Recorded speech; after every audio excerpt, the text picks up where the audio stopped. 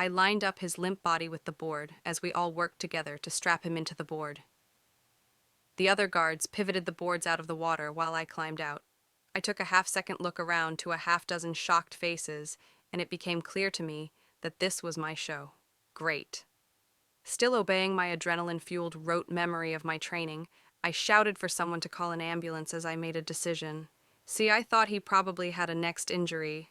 The board he was strapped into is designed to not move his head, so he doesn't further injure his neck or back.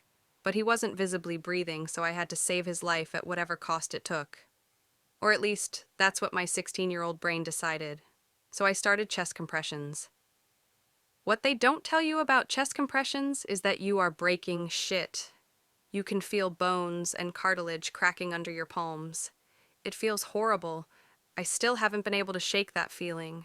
1 round of 30, and then I did 2 breaths into his mouth. His head was already titled back a bit from being in the board, so I didn't have to move his neck. After 2 breaths, I went back to chest compressions, and after 5 or 6, a little water leaked out of his mouth. He coughed a few times, and the other guards picked up the board and whisked him away so fast I didn't even know what happened.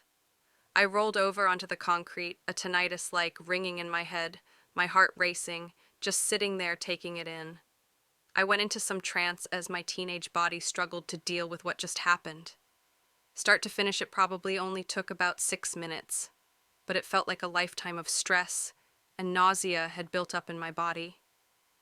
I was walked over to the guard shack, dried off, and walked up to the country club's nicer member buildings. The manager, who was a friend's dad and had gotten me the job, sat down with me as we talked about what happened. I gave him the basic details, signed some documents, and was sent home for the day. Like I said, I was in some kind of trance and was just operating on autopilot. I'm not sure how much sense I was making at the time, and it took me several hours to process what just happened. I came back from my shift a few days later, and I was told by another lifeguard that the guy was okay. I was thanked profusely by the member who brought him as a guest, but I never saw that guy again. This was still the craziest thing that has ever happened. I'm glad my instincts took over and I remembered my training. I might not have done everything exactly right, but I tried my best, and at the end of the day, he lived through it. I hope that guy's doing okay.